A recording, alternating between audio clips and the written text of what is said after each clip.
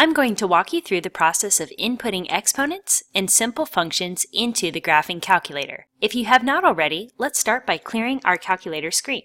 The clear button is located just below the cursors and just above the caret. Now let's get started with question 1. It says verify that 2 to the 8th power and 2 to the 2nd power all raised to the 4th power are equivalent using your graphing calculator. Let's start with 2 to the 8th power. Now remember, this means 2 times 2 times 2 times 2 times 2 times 2 times 2 times 2.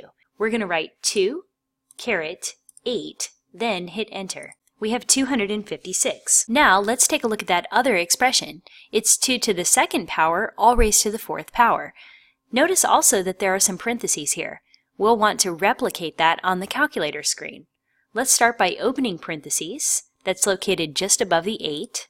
Now we'll put in 2 caret 2, close parentheses, now caret 4. This reads 2 to the 2nd power all raised to the 4th power. Hit enter and we get 256. It turns out these two expressions are equivalent. The second question asks us to complete the table using whole numbers or fractions, but not decimals. Let's take a look. I've got 3 caret 4, which is 81. 3 cubed, or 3 to the 3rd power, is 27. 3 squared, or 3 to the 2nd power, is 9. 3 to the 1st power is 3 itself. 3 to the 0th power is just 1. Now we're onto those negative exponents. When we input negative values into the TI calculator, we need to be very careful to ensure that we are actually using the negative sign, not the subtraction symbol. The negative sign is located to the left of the Enter button and just below the 3. Make sure you are using this for negative signs, not the subtraction button. Let's start by putting in 3 to the negative 1st power. We'll start with our base of 3, then the caret.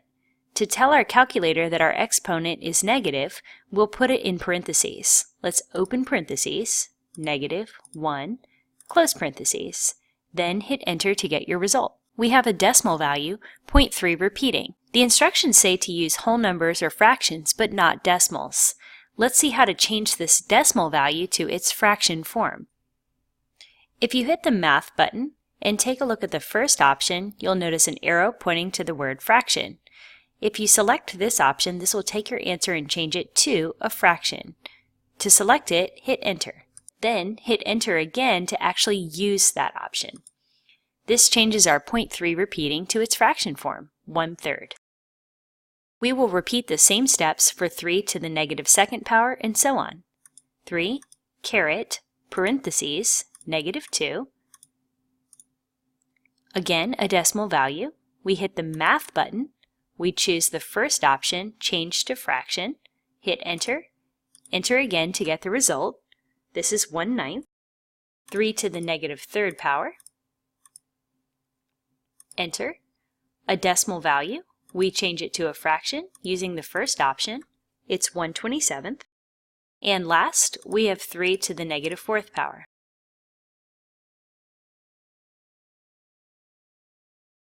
We're going to move on now to question number 4, which asks us to sketch a rough model of each of the functions below. The first function is y equals x. We'll need to remember, of course, that this means x to the 1st power.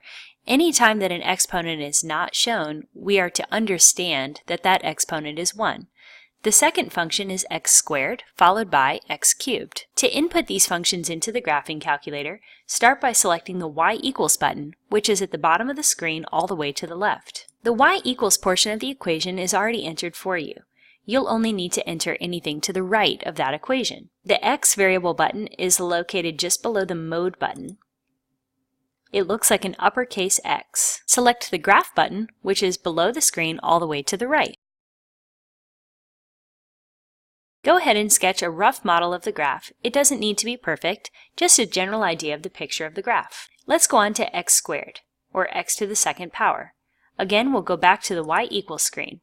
There's no need to erase the x. Instead, we'll just use our cursor to move one to the right, and we'll just add a caret 2 to change this function to y equals x to the 2nd power. Now we'll hit Graph, which is below the screen all the way to the right.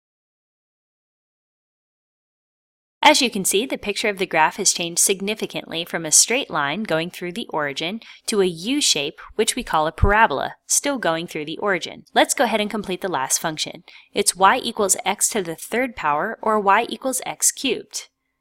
We'll go back to the y equals screen. We'll keep the x and the caret, and we'll just tab over 2 spaces overlapping the 2.